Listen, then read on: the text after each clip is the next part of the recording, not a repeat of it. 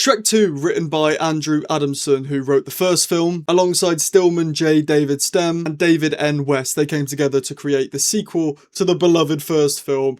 And does it let people down? Absolutely not. It's raved as one of the best sequels of all time, so I sat down and gave it a rewatch to let you know what I think about it. I'm a big fan of the opening of these Shrek films because it's an easy way to dump exposition on us by just telling us a story and being like, there was the fairy, the king and queen of far, far away, and they had their daughter, but the daughter got a spell put on them and she was put in the tower, ready for the curse to be broken by Prince Charming. It's an easy way of just getting that information done and out there to us within the first 30 seconds of the film even being on. The humour is on point in this film. There's so many just funny jokes that I could sit here and talk to you all day about them, but nobody wants that. But they always land. There's never a joke in here I'm like, oh, that's a bit cringe, or oh, that's a bit boomery. They seem to just, they know what they're doing with the jokes on these films. Shrek assumes in this film that he's hated by the people of far, far away, and we sort of think as the audience, is he thinking this as just an insecurity thing, or is he actually hated? And it's so sad later on in the film when it's confirmed that ogres are hated by the people of far, far away, especially when he reads Fiona's journal from when she was younger, and it says, you know, Mrs. Fiona Charming and all that stuff, and there's action figures of people in knight shining armour killing ogres, and it just, he is in a battlefield, he's in enemy territory, and we really feel for Shrek in that moment. The world building in this film is insanely good as well. I'm a big fan of the pub scene where the king goes to the pub and asks for an assassin, obviously, which ends up being Puss in Boots, to go and take Shrek out.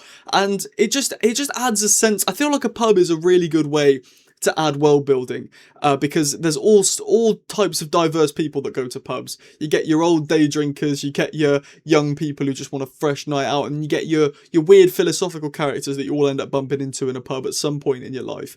And I like the way they did this. It gave me big flashbacks to, believe it or not, I'm a Doctor Who fan. It gave me a flashback to the Wedding of River Song, which is a terrible episode, but there's a pub scene in that where the Doctor goes and asks for somebody, and it gave me a vibe of that. And it's like, this is a kid's film, but I'm feeling invested in the characters and the world building. It's really important because kids won't really care about that sort of stuff, but you want to make it accessible and watchable for adults as well, which they did very, very well here. Now, obviously not to this extreme, but I feel like everybody always wants to earn the love and acceptance of their in-laws, and that's what this film really tries to get across. It's Shrek trying to get the love from his in-laws, trying to get the seal of approval for their daughter to go off with this man, and he feels like he's not good enough, so obviously he goes and he tries to change himself with all the potions, and he feels like he's being a letdown, and he wants Fiona to be happy and appreciated by her family.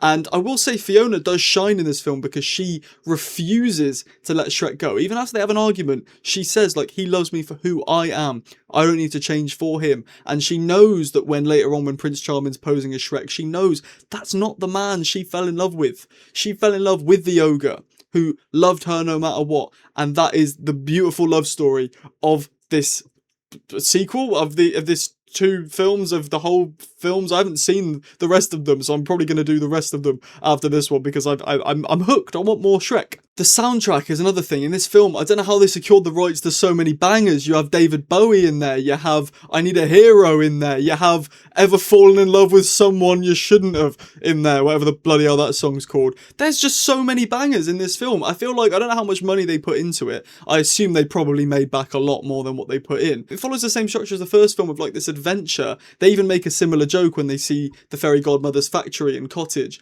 about, it's the same sort of like, is he compensating for something that you get in the first film? It's really good. It's like it's a parallel of the first film whilst also being very different, and I feel like that's what sequels should be. And I love a good happy resolution, and the fact that it's the king who actually stopped the potion going into Fiona. He was tasked by the fairy godmother to give her a love potion that would make her fall in love with Prince Charming after kissing him, and after she kisses him, she doesn't fall in love with him, and we find out that it's because her dad finally realised Shrek is the one for her. He doesn't want to spike her and give her all this, and then he gets turned into a frog, which is a bit odd. Pretty much my only gripe with this was that for some reason the fairy godmother has a love potion, and it's revealed in the final quarter of the film. Like, it would have made a lot more sense in my opinion to just have, if you're the fairy godmother, given her the potion from the off instead of bothering with all this crap, you know what I mean? So that does mark it down a little bit. I know it's a kid's film, but you know, it still needs to be written well. This is the most amount of notes I've ever written for something. It's not even showing up. This is the most amount of notes I've ever written for something that isn't like for a film. For a TV show and series, I write loads, but for a film,